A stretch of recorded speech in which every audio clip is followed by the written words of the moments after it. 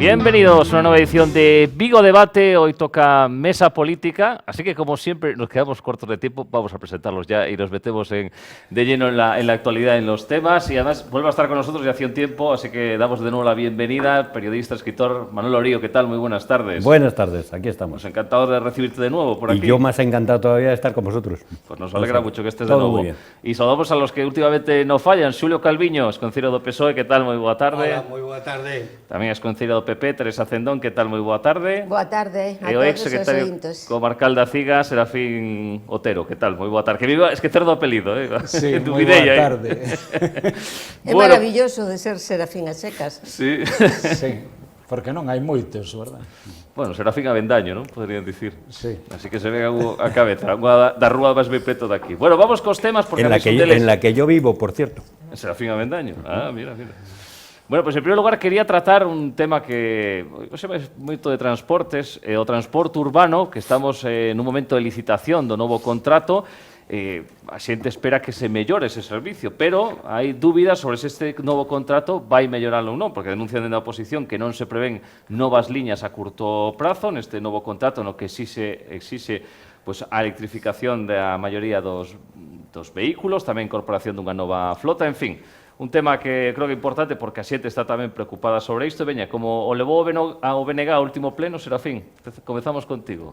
Bueno, a verdade que é bastante decepcionante. Primeiro, non haber entrado no tema da remunicipalización, porque era un momento tamén importante, non? Bueno, eu creo que se daban ademais as circunstancias, sobre todo, por todo o que pasara anteriormente, bueno, pois con Vitrasa e eu diría o mal funcionamento, non, que tivemos do servicio de transporte na cidade, non? Bueno, o novo pliego, pois ao final eu creo que é un pliego decepcionante. Esperábamos seguramente xa pasados, non, o tema de non a remunicipalización, entramos de cheo no novo servicio e como se vai a planificar é bastante decepcionante porque non se prevén grandes cambios.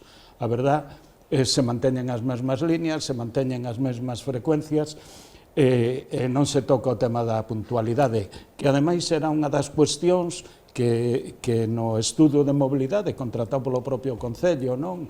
E que tivo un custe bastante elevado de 400.000 euros, pois que ao final, bueno, pois aí era o que a xente, a veciñanza un pouco e os encuestados o que máis solicitaban, e, bueno, o decepcionante é que non se lle faga en absoluto caso, non? Bueno, a verdade é que unha vez máis comprobamos que non se está pola labor de solventar o problema de tráfico na nosa cidade. O tema do transporte é un tema recurrente porque é moi importante para a cidade. Se queremos que Vigo sexa unha cidade verde, como tanto presumimos, pois para iso ten que haber un bo servicio de transporte para que os cidadáns non nos teñamos que mover no coche. A verdade é que ímos a estar hipotecados durante 9 anos máis, con seguramente un mal servicio, porque se ao final se decide que vai haber algún cambio no tema das frecuencias ou no tema das líneas, haberá, como xa está todo presupostado, moi presupostado, pois non vai a quedar outro remedio que rebaixar de outras partidas, non? Co cal vai a ser bastante complicado, non?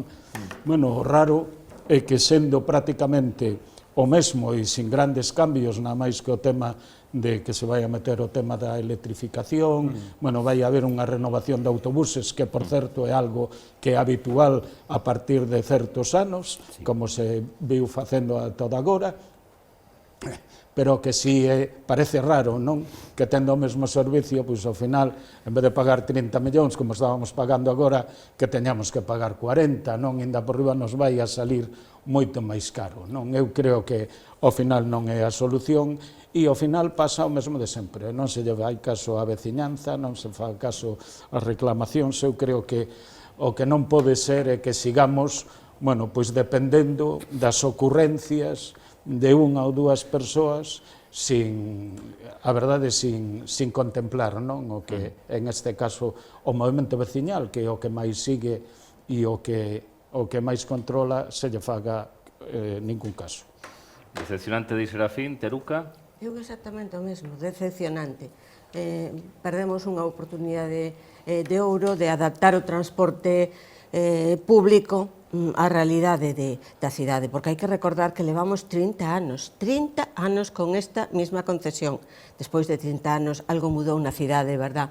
E parece que nada muda no transporte público.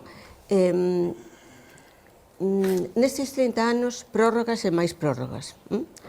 Sufrimos esas prórrogas. E agora vamos a ter 10 anos, como decía Serafín, unha concesión sin ningún tipo de mellora desde o meu punto de vista, porque os 55 vehículos a maiores non é ningunha mellora, o sea, é sustituir os vehículos que caduca a súa vida útil. Entón, isto non é unha mellora, o sea, isto era obrigado. Os cidadáns están insatisfeitos, efectivamente, están insatisfeitos en un porcentaxe moi elevado, pedían máis rutas, máis frecuencias, máis puntualidade, en ningunha destas tres cousas se garante con esta nova licitación. Como referencia toma esta licitación, e isto é moi importante, como referencia a licitación toma os quilómetros actuais de recorrido dos buses. Isto que supón? Isto supón que as empresas vanse asustar a eso e non van a ter ningunha intención de aumentar frecuencias. A máis, estes novos pregos prevén un incremento de usuarios. Entón, se temos os mesmos quilómetros e vamos a ter máis usuarios e non vamos a aumentar as frecuencias, que vamos a ter? Buses ateigados de xente, está claro. O sea, un dato máis que vai en detrimento dunha mellora do servicio. E despois perdense oportunidades fantásticas. A primeira oportunidade que vexo eu que se perde, a integración no transporte metropolitano.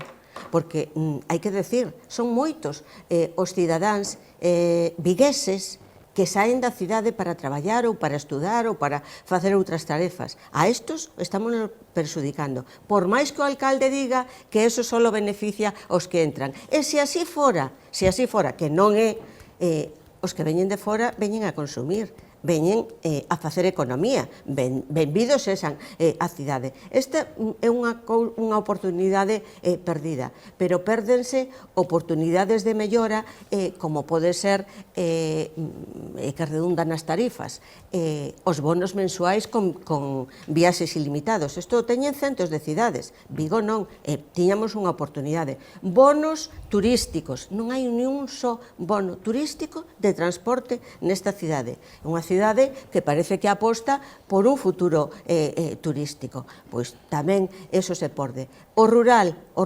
queda coa mesma ou máis precariedade que antes, porque hai que recordar que na pandemia reducíronse rutas e frecuencias, fundamentalmente no rural. Non se restauraron hasta 250 frecuencias menos. Isto non se solventa. E o que é peor é que non hai ningunha proposta por parte da administración local, por parte do Concello neses pregos, o sea, non hai propostas de mellora por parte do Concello, e deixase nas mans das futuras posibles adxudicatarias que incluyan melloras, o sea, melloras para que se lle otorgue o concurso, pero alguén pensa que unha empresa privada o que busca é cumplir co servicio e rentabilizar esa concesión, que vai a incluir melloras que vayan sobre o costo da concesión. Isto é unha locura, é inaudito.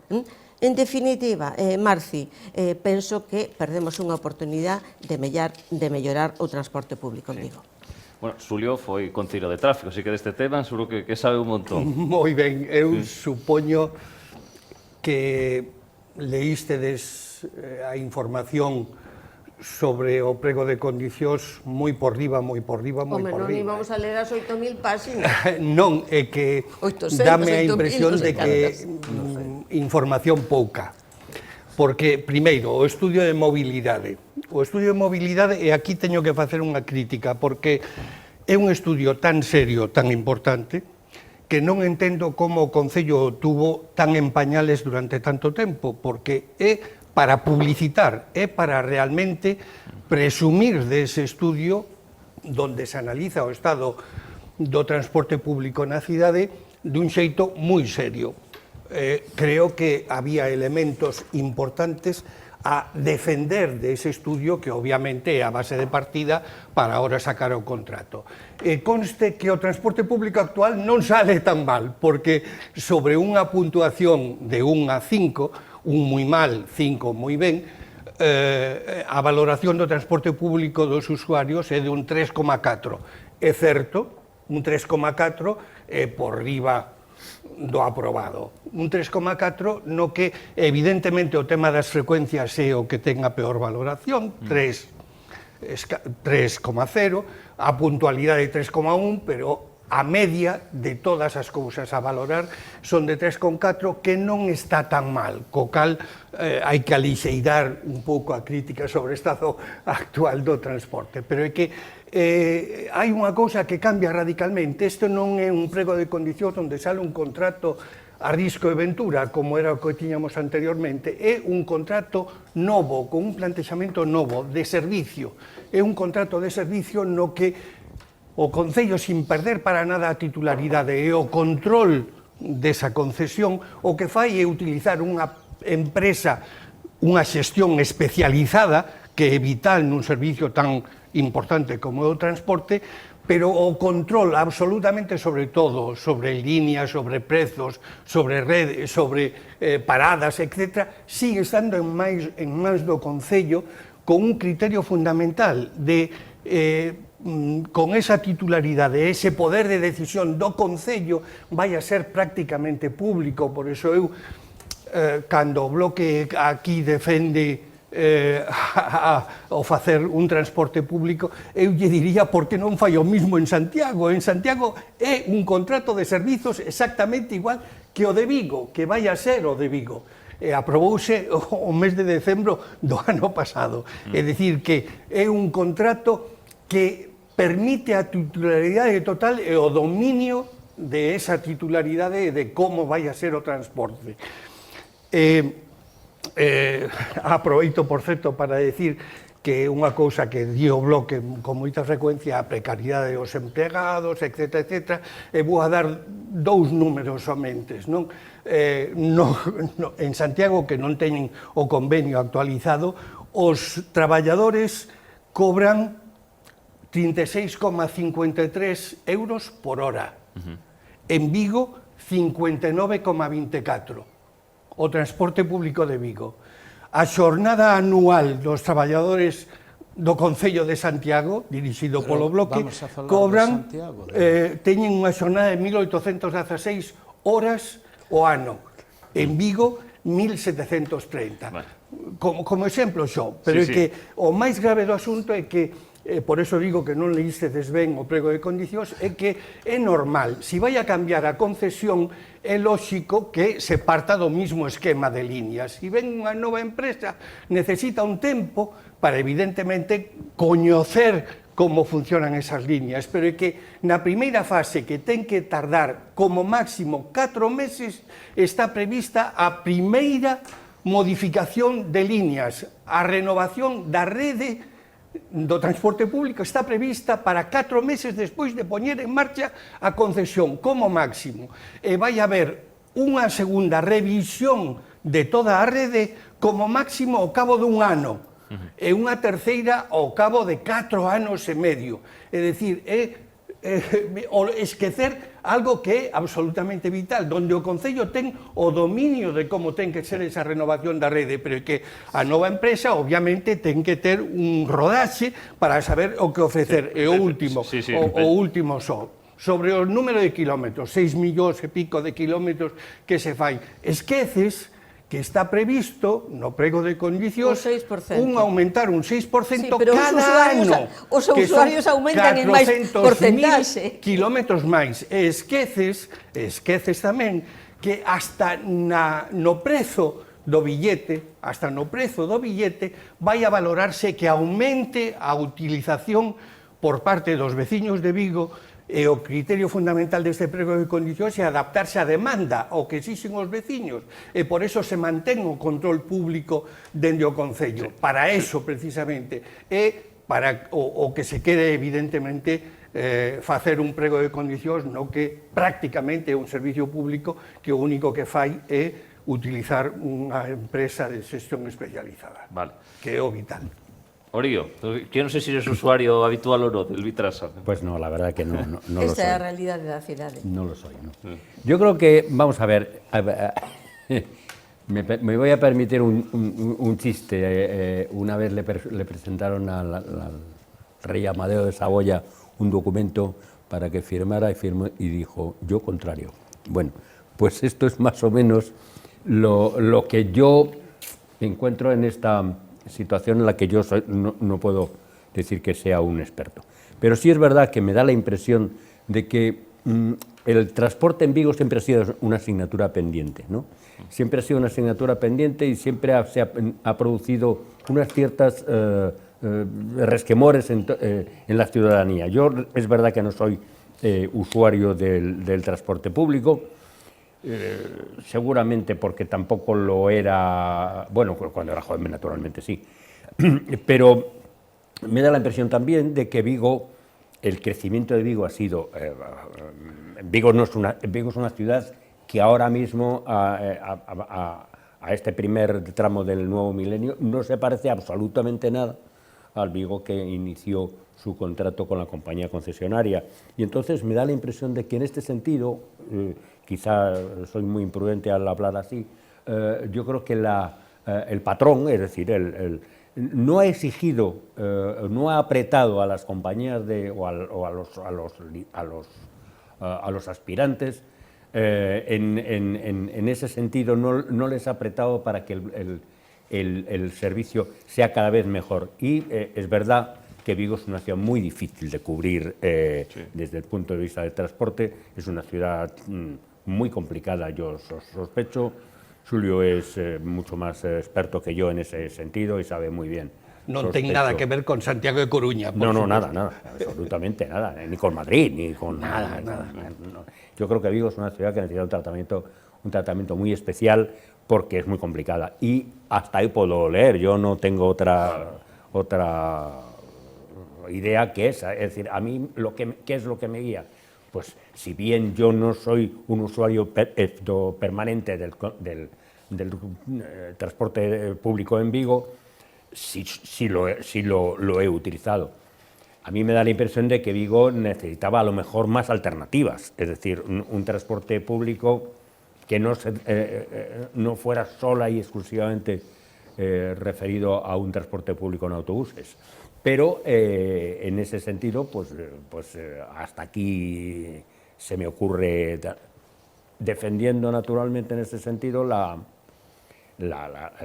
opinión de los ciudadanos, que yo no dejo de ser un ciudadano más. Abrimos quenda de réplica, pero no os entretengáis mucho, que si no podemos tratar los otros temas. A ver, Serafín. Sí, bueno, eu a filo de que falaba de dicir, a mí me parece importante eso que decías, decir que non somos usuarios do transporte público. O ideal é que todos os ciudadanos fóramos usuarios dun transporte público, pero dun transporte público que fose eficaz, que fora que puderamos utilizar e que puderamos chegar aos sitios, non? Con unha mobilidade importante, non? E ti antes falabas o tema da importancia do estudio de mobilidade que se fixo, que tamén lle metín un repaso, eu creo que está moi ben feito, decir, tamén costou o seu, non? Pero por eso é importante, non sei, porque un estudio desas características non se leva para convocar un consello, por exemplo, sectorial da mobilidade, e aí non se pudo haber debatido, decir, con a representación que ten neste momento a ciudad, que eu creo que sería importante, non? Antes de tomar as decisións e a elaboración do propio pliego, non? Eu a verdade que sí que me parei en ler o pliego, e eu a verdade que non noto, é verdade que podemos coincidir en algunhas cousas, pero teño que decir que non hai grandes diferencias. É verdade que hai unha diferencia no tema da contratación, que ti o decías, ahora pasamos a ser unha empresa, ou vai a pasar a ser unha empresa de prestación de servizos, en vez de ser, de ter unha concesión que tiña antes Vitrasa, pero eu creo que aí tamén hai que engadirlle unha cuestión, decir, que a ser unha empresa como, bueno, ter o tema como prestación de servicios, nos imos a meter que tamén cando haxa perdas, que seguramente as vai haber, porque estamos todos convencidos, incluso o estudo fai referencia a eso, as vai a ter que pagar o Concello. O que paga o Concello imos a pagar todos os cidadáns, ainda por riba. Decir que eu creo que as cousas, e sigo insistindo, eu creo que era unha gran oportunidade, primeiro para darlle un cambio, non? E poder remunicipalizar, que eso sería o ideal, e que existen en outras cidades do Estado español, incluso donde goberna el Partido Popular e donde goberna el Partido Socialista. Non sei por que votachedes en contra deso ou por que estades en contra, non? O que sí importante é que poñamos en marcha un verdadeiro mapa de liñas que sexa bo para as parroquias, que poda acceder todos os veciños e veciñas de Vigo, aumentar as frecuencias, que en eso estamos todos de acordo, e mellorar horarios. Claro que non se pode eso manter co mismo cadro de personal que o que mantén o propio pliego, nin estar por debaixo no tema dos kilómetros que estábamos antes do 2020. É dicir, que ainda por riba vai a facer menos recorrido, ainda que logo vayan a aumento. Pero eu creo que son cuestións importantes.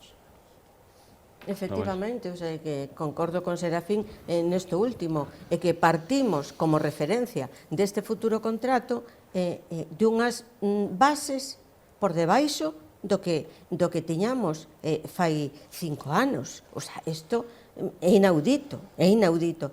Pero, decía Xulio, é que o Concello mantén o control, é que hasta aí podíamos chegar, que o Concello non mantivera o control do servicio público que é responsabilidade do Concello de Vigo. Pero, vamos a ver, é que de verdade que o Concello non ten ningunha proposta de mellora no transporte público, que non aparece nese prego. Decías, é que non leichedes, dubido bastante de que ti leeras tamén os centos de follas dese contrato, evidentemente. Entón, leímos o que nos interesaba. É que hai un tema importante que antes nos dicen, é que este ano vamos a implantar as zonas de baixas emisións na cidade, que van a limitar a entrada de coches contaminantes nesas zonas. 4 zonas en Vigo, 4 zonas. Supoño que entrarán, este ano non o sabemos, pero supoño que entrarán porque xa temos unha multa do ano anterior, xa tiñan que estar en marcha. E coa entrada en vigor de isto, esas áreas que non van a poder ter circulación destos vehículos, non se incrementa o transporte público, non hai novas líneas, deixas en mans da futura empresa concesionaria, da futura empresa adxudicataria deste contrato, o mapa de novas rutas. O sea, é que, de verdade, non entendo que o propietario, como ti ben decías, o que se encarga da xestión, o que fai o control desto, non as contemple. E decías, ademais, que vai facerse unha revisión, é o que eu entendí, Xulio, dentro de 4 meses e despois un ano. Claro, pero unha revisión na que se negocia coa empresa, que as propostas de mellora fainas a empresa, non as fai a cidadanía. Nesa enquisa de mobilidade da que falaba Serafín, que costou case 400.000 euros, aí os cidadáns decían algo, e, bueno, Serafín falaba de reunir o Consello. Home, sería a primeira vez que nestes últimos anos reúnose algún Consello de participación no Concello. Ata aí podíamos chegar. Pero, bueno, xa concluindo, porque non me quero enlongar, que xa me estás mirando e vou a ser breve. Perdemos a oportunidade de demandas importantísimas dos cidadáns de Vigo. Melloras no rural, que a demanda permanente cando visitas as parroquias, melloras no transporte ao hospital público e melloras no transporte á universidade. Xulio, ben, obviamente, non quero entrar nun debate que é moi técnico, a diferencia entre o contrato anterior e o actual, que é un contrato de servizos que é absolutamente diferente. Evitaríame, cando fun concelleiro de tráfico, ter moitas pelexas con Vitrasa, porque sí que neste contrato hai un control real da nova empresa. Hai un control real, cousa que non existe nun Arrisco e Ventura. Pero, bueno, eu alégrome de que agora fixeras unha referencia ás 3 fases nas que vai haber renovación. Aos 4 meses, o ano e os 4 anos e medio. Nun momento no que, obviamente, é moi conflictivo, porque aí coincido con o noso amigo, periodista e escritor, coincido en que obviamente tería que ser máis ambicioso, incluso vendo outros xeitos de mobilidade, etc. Pero é que non o fai conscientemente porque estamos nunha etapa de transición crucial polas zonas de baixas emisións. Non sabemos como vai afectar exactamente, porque o Vigo vertical supón unha revolución tal. Teix agora está a un pasiño de pedra coa senda verde, co ascensor de Vialia, a un 5 minutos. A Praza da América vai a estar a 10 minutos nunhas rampas da Praza de España, do que os dous centros fundamentais da cidade van a modificar absolutamente a mobilidade de toda a cidade, hasta o punto de que vai a crecer moitísimo a xente que vai andar a pé e vai a afectar ao transporte público. E iso, precisamente por eso, porque estamos nunha etapa de transición, incluso no tema da electrificación e da mobilidade sostible, Europa está pensando, se está variando, está nunha etapa de transición na que a electrificación, que evidentemente no caso dos autobuses, sobre todo se pensamos en ir á cidade universitaria, por eso van híbridos, non? Porque é moi complexo que podase facer electrificado exclusivamente. Estamos nunha etapa tan complexa que non me extraña que o Concello retrasara para ver se clarificaban todos estes aspectos. E de seguro que esas revisións aos 4 meses ao ano e aos 4 e medio van a permitir avanzar nunha modificación de redes no que sexa necesario, aumentar frecuencias, porque o obxectivo deste plantexamento é precisamente o crucial deste novo contrato é adaptarse á demanda, ás exigencias dos cidadáns. E iso vai a ser vital e ímolo ver de seguro. Deixoche falar logo, vale, Oriol? Facemos agora unha pausa publicitaria e continuamos neste Vigo Debate.